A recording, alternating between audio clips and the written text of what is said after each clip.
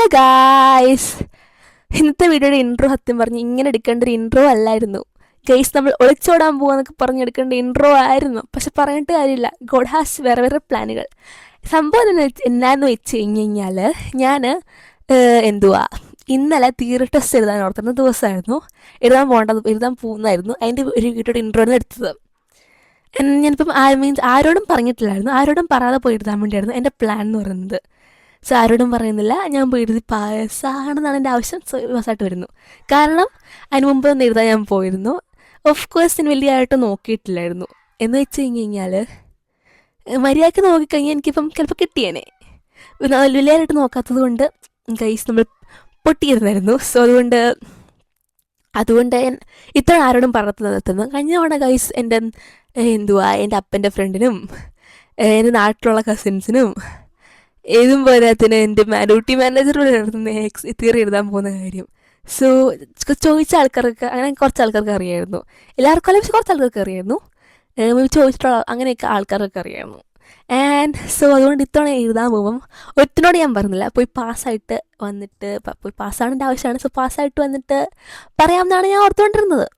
പക്ഷേ God has വേറെ plans. പോയിട്ട് സാധില്ല. സോ തിയറി ടെസ്റ്റ് എന്താണെന്ന് വെച്ച് കഴിഞ്ഞാൽ അങ്ങനത്തെ ആൾക്കാർക്ക് വേണ്ടി ഇവിടെ UK ഡ്രൈവിംഗ് ലൈസൻസ് 7 നമ്പർ എടുക്കാൻ പറ്റും. ആൻഡ് ഇവിടെ 2 ടെസ്റ്റാണുള്ളത്. First one theory test. ഇവിടെ ഫസ്റ്റ് സ്റ്റെപ്പ് എന്ന് വെച്ച് കഴിഞ്ഞാൽ 785 ക്വസ്റ്റ്യൻസ് ഉണ്ട്. അതിനകത്ത് നിന്ന് 50 ക്വസ്റ്റ്യൻസ് വരും. അത് പഠിക്കാൻ 50 ക്വസ്റ്റ്യൻസ് വരും. ആൻഡ് 43 ആണ് pass mark. So that's theory test. And second one is practical. Normal നാട്ടിലേക്ക് പ്രാക്ടിക്കൽ പോയി എഴുതെടുക്കല്ല ഗൈസ്, വണ്ടി ഓടിച്ച് കാണിച്ച് പ്രാക്ടിക്കലാണത്. സോ ഇപ്പം തിയറി ടെസ്റ്റ് എഴുതാൻ വേണ്ടി ഞാൻ ഇന്നലെ ബുക്ക് ചെയ്തിരുന്നു.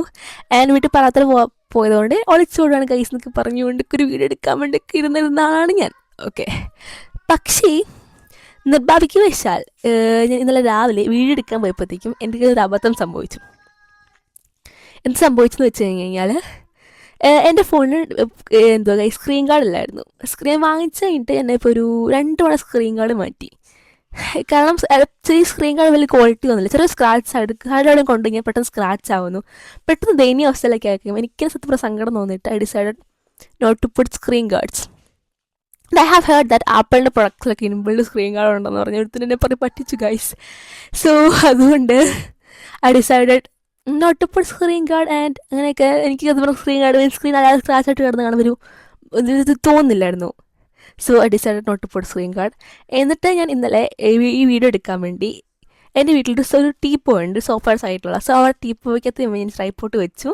ആൻഡ് എനിക്ക് ഫോണിൻ്റെ കവറിനകത്ത് ഗൈസ് എല്ലാ സംഭവങ്ങളിലായിരുന്നു എൻ്റെ കാർഡ്, പിന്നെ വർക്ക് ചെയ്യുന്ന കടയിലെ ഡിസ്കൗണ്ട് കാർഡ്, പിന്നെ പ്രൊഫഷണൽ ലൈസൻസ്, ഇതെല്ലാം സംഭവത്തിൽ ഇരിക്കുമായിരുന്നു. എൻ്റെ ട്രൈപോഡ് എന്ന് പറയുന്നത് മാഗ്നറ്റിക് ആണ്. സോ അതുകൊണ്ട് മാഗ്നറ്റിക് ആയതുകൊണ്ട് ഒട്ടിയില്ല. ആ ഒരു ബാക്കിലേക്ക് ഒട്ടിയില്ല. ബാക്കിൽ കാർഡുള്ള കാര്യം ഓർത്തുമില്ല. സോ ഫോണിലേക്ക് ഒട്ടില്ല. വലിയ കാര്യത്തിന് വെച്ചു. ഇതിൻ്റെ ഇടയ്ക്ക് എൻ്റെ ഫോണിൻ്റെ സ്റ്റോറേജ് എന്ന് പറഞ്ഞുകൊണ്ട് എനിക്കിട്ട് പണിയായി. സോ കുറേ ആപ്പ് അൺഇൻസ്റ്റാൾ ചെയ്തിട്ടാണ് നമ്മൾ വീണ്ടും വീഡിയോ എടുക്കുന്നത്. അതിൻ്റെ ഇടയ്ക്ക് ഇപ്പോൾ എപ്പോഴൊക്കെ നിർത്തി പോകേണ്ടി വരുമെന്ന് എനിക്കറിയില്ല. പക്ഷേ സ്റ്റിൽ ട്രൈ ചെയ്യുക, അത്രേ ഉള്ളൂ. സോ എന്താ സംഭവിച്ചതെന്ന് വെച്ച് കഴിഞ്ഞാൽ ടീപ്പോടെ സൈഡിൽ വെച്ചു. സോ വലിയ കാര്യത്തിന് സോ അതിനകത്ത് ഫുൾ കാർഡും സംഭവങ്ങളൊക്കെ ഉള്ളതുകൊണ്ട് അത് അറ്റാച്ച് ആകാത്തതുകൊണ്ട് ഫോണ് താഴോട്ട് പോയി ടീപ്പോടെ സൈഡിൽ കൊണ്ടുപോയി. എൻ്റെ എഡ്ജിൽ ചെറുതായിട്ടൊന്ന് പൊട്ടി, ചെറുതായിട്ട് പൊട്ടിയിട്ടുള്ളൂ. പക്ഷേ അത് ഫുൾ സ്പ്രെഡായി, ക്യാമറയുടെ ഒക്കെ അങ്ങോട്ട് വരെ സ്പ്രെഡായി.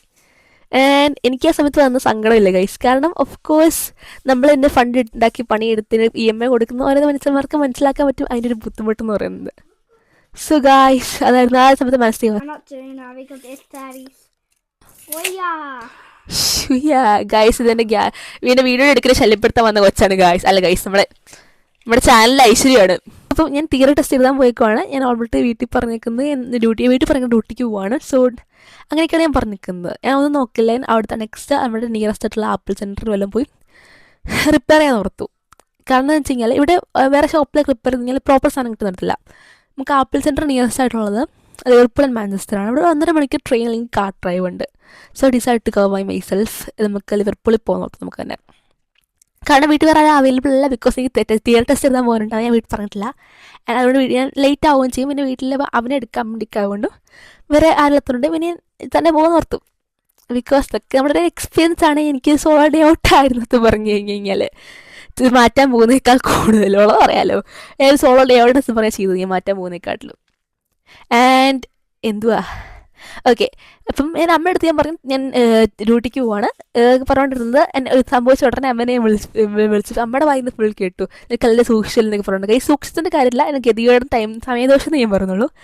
കാരണം എന്ന് വെച്ച് കഴിഞ്ഞാൽ നോർമൽ കേസ് ട്രൈപോഡ് ഞാൻ വെച്ചു, ട്രൈപോഡിന് താഴെ പോയി. അതിലും ലൈക്ക് ഗൈസ് ഇതിലും എന്നെ താഴെ വേറെ പോയിട്ടുണ്ടെങ്കിൽ പോലും ഒന്നും സംഭവിച്ചിട്ടില്ല. ആ ഒരു കോൺഫിഡൻസിലായിരുന്നു ഇത്ര നാളും ഞാൻ സ്ക്രീൻ ഗാർഡ് വേണ്ടെന്നുള്ളൊരു എന്നുള്ളൊരു മൈൻഡ് സെറ്റിൽ ഇട്ടുകൊണ്ടിരുന്നത്. ഇതുകൊണ്ട് എനിക്ക് ബോധ്യേ ഉള്ളത് പറയാമല്ലോ ഗൈസ്, നിങ്ങളാരും അങ്ങനെ ആരെയും പറഞ്ഞ് വിശ്വസിച്ച് സ്ക്രീൻ ഗാർഡ് ഒരാളെ നടക്കരുത്. അപ്പോഴത് ഇൻബിൾഡായിട്ടൊരു സ്ക്രീൻ ഗാർഡിലൊരു തേങ്ങയില്ല.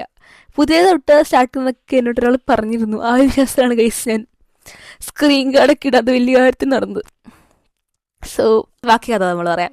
എന്നിട്ട് ഞാനിപ്പം തിയറി ടെസ്റ്റിന് വേണ്ടി 10:54 ബ്ലാക്ക് ബോൾ ഫ്രെയിം ബുക്ക് ചെയ്തത്. 10:54 ട്രെയിൻ ബുക്ക് ചെയ്ത് ഞാൻ വീട്ടിൽ ചെറുതായിട്ടൊന്ന് പോസ്റ്റ് ചെയ്തിട്ടുണ്ട്. നമ്മൾ വന്നിട്ട് അവനെ ഓടിച്ചു വിടാൻ വേണ്ടി. അതിന് നമുക്ക് പ്രോപ്പറായിട്ട് മിണ്ടാൻ പറ്റത്തില്ല, അവൻ സൗണ്ട് വെച്ചുകൊണ്ടിരിക്കും. സോ ഓക്കെ, സോ എന്താ സംഭവിച്ചെന്ന് വെച്ച് കഴിഞ്ഞാൽ ഞാൻ 10:54 ട്രെയിൻ ബുക്ക് ചെയ്ത്.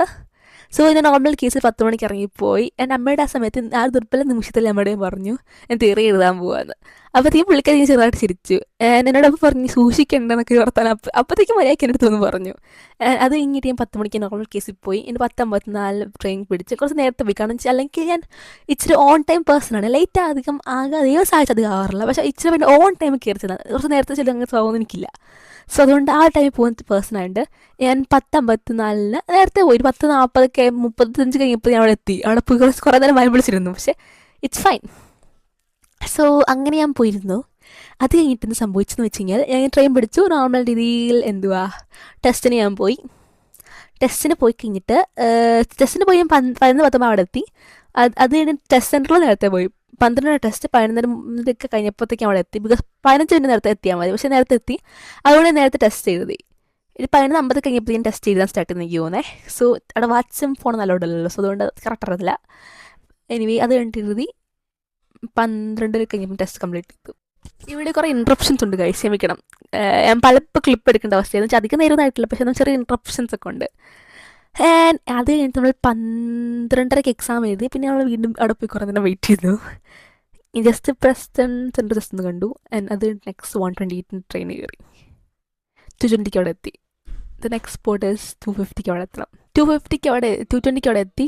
കുറച്ച് തപ്പാൻ കുറച്ച് സമയം എടുത്തു. ലൈക്ക് അവിടെ പ്രോപ്പർ സെൻട്രൽ ലൈക്ക് മാപ്പ് ഇട്ടെങ്കിൽ പോലും ഒരു മാളിൻ്റെ അകത്താണ്ട് അതിൻ്റെ പ്രോപ്പർ സെൻറ്റർ അവിടെ നിന്ന് കണ്ടുപിടിക്കാൻ സമയം എടുത്തു.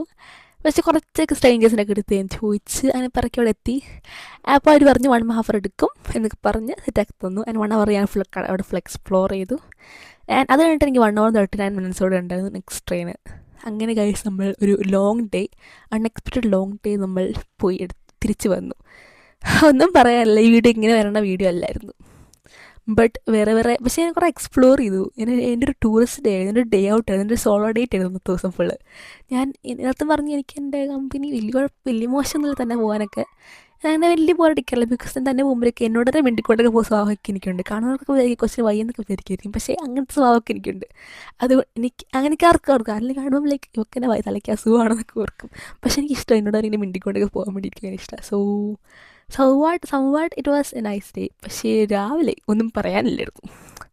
ബട്ട് കൊള്ളായിരുന്നു ഓവറോൾ. അങ്ങനത്തെ ഒരു ദിവസമായിരുന്നു. സോ വ്ളോഗ് വലിയ കാര്യമായിട്ടുണ്ടോ എന്ന് ചോദിച്ചു കഴിഞ്ഞാൽ എനിക്കറിഞ്ഞുകൊണ്ട് എനിക്ക് എടുക്കാനുള്ളൊരു മാനസികാവസ്ഥയിലല്ലായിരുന്നു. എൻ്റെ ഒരു ഫസ്റ്റ് ഹാഫോളം മാനസികാവസ്ഥയിലല്ലായിരുന്നു.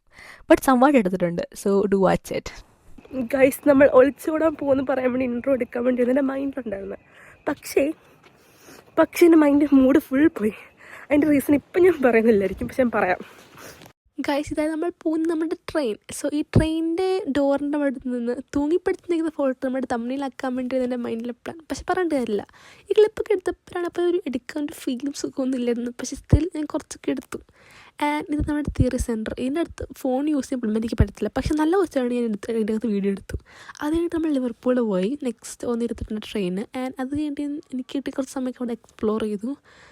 അത് കഴിഞ്ഞിട്ട് ഗൈസ് നമ്മൾ ഈ ഗ്രാമപ്രദേശത്ത് പട്ടണത്തിൽ പോയി ഒരു ഫീലൊക്കെയാണ് എനിക്ക് ഇവിടെ ഇപ്പോൾ തോന്നിയത്. ബിക്കോസ് ഞാൻ ലിവർപൂൾ പോയിട്ടില്ല, പ്രോപ്പർ എക്സ്പ്ലോർ ചെയ്തിട്ടില്ല.